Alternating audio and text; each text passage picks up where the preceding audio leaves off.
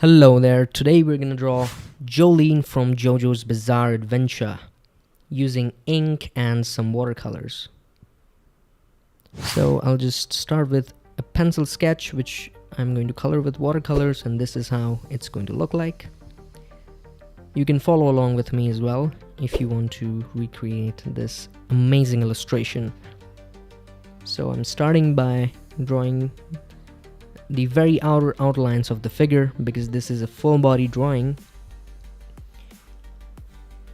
and that's the first step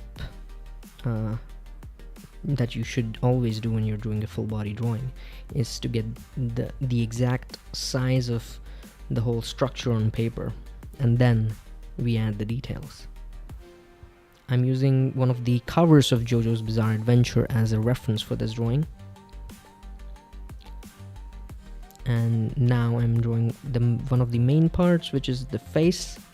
You can see me erasing things and drawing them again repeatedly, because we really want to make sure that whatever we draw is accurate in the beginning, because it's important to have accurate proportions, especially for colored drawings.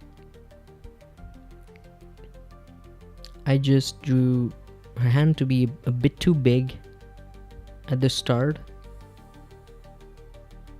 so that's why I erased it multiple times until I was satisfied with the result. By the way, if you're enjoying this video, then don't forget to hit the like button and subscribe to my channel.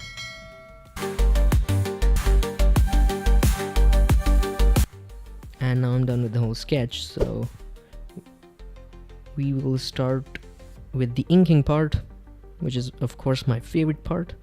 And I'm using a mapping nib, which is one of the finest of the dip pen nibs, and starting with drawing her hair, which I got done like really quickly because it's really easy and quite fast to draw parallel lines with a dip pen. So that's what you might want to start with. And I'm also of course using lots of line variation here and using lots of hatching and cross hatching and all these inking techniques to make it look as good as possible. You have to be careful while drawing circles with a mapping nib, like it can get tricky sometimes. And now I just switched over to a G nib to add all the thicker lines and the blacks, because it's much faster to add like solid black areas in with a G pen. So I'm also using a fine liner here, as you might have noticed. It's always good to use various pens for your drawing. One thing I really like about Araki's art style for JoJo's Bizarre Adventure is the fact that he uses lots of cool inking techniques, and especially on the characters' faces. So he would add lots of lines and just a ton of hatching and cross hatching, which adds a lot of structure and depth to their faces and even to their whole bodies, really. And that's what I'm doing here, like adding all of the detail.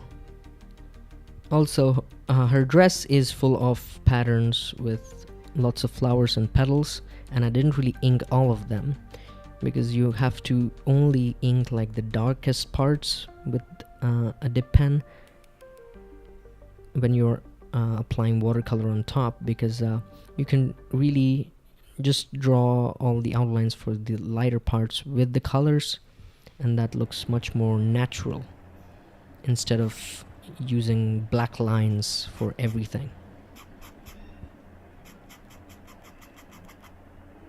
And now I'm just adding shadows to the lower part of her dress,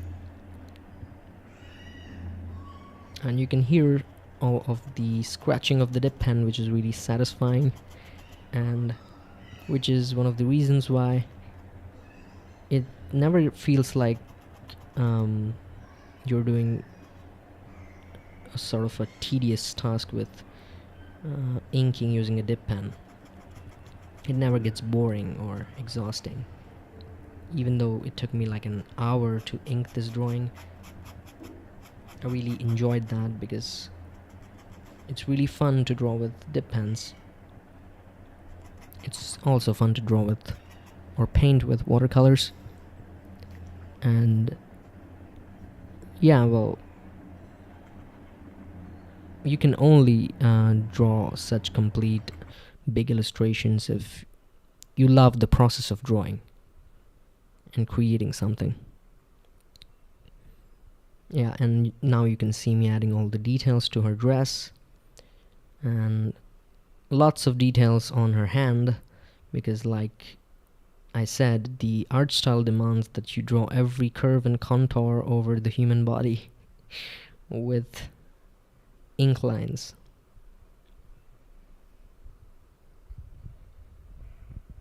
Drawing some more flowers on her dress over there with a fine liner. And adding some shading around the clothing folds.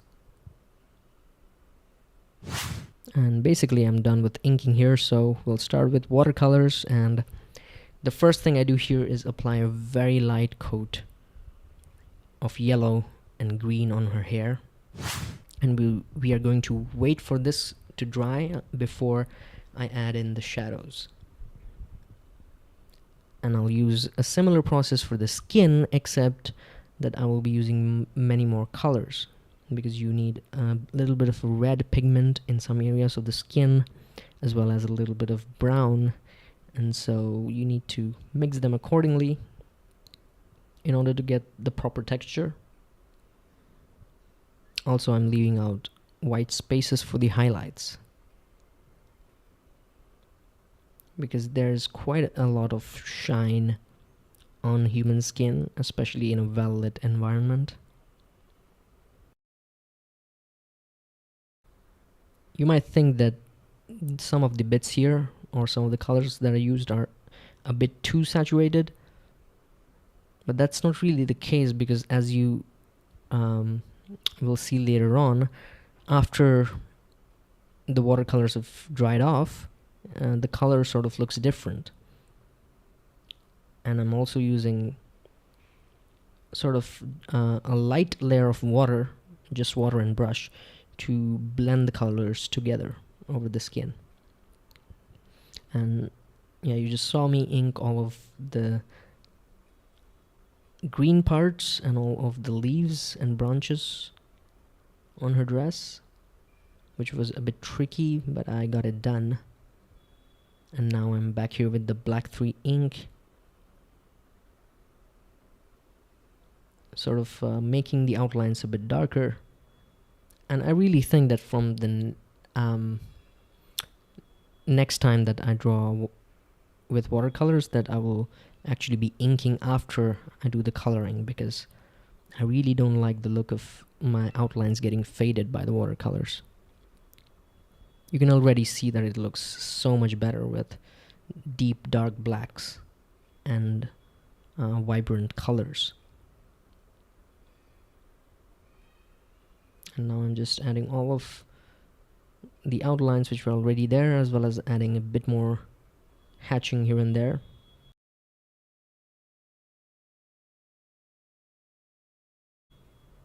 And going in with some color pencils. And oh yeah, this is the part where I just had that classic disaster which every now and then happens when you're using dip pens, and I decided to just cover it up using like a brush and ink to make the whole part black.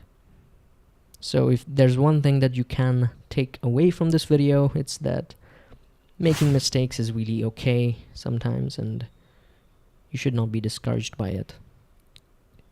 And this is the final step, where I'm just adding highlights using a white gel pen. And boom, this is the finished illustration. Let me know what you think about it down in the comments. And let me know if you have any requests for drawing other characters in my style.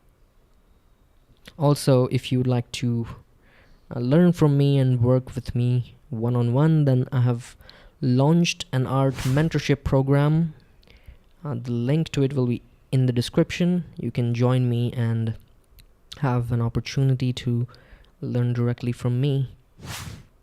So yeah, that's all for this video, and do give it a like and subscribe to my channel, because I will be uploading a lot more content in the future, and you might want to check out this video next to instantly improve your drawing.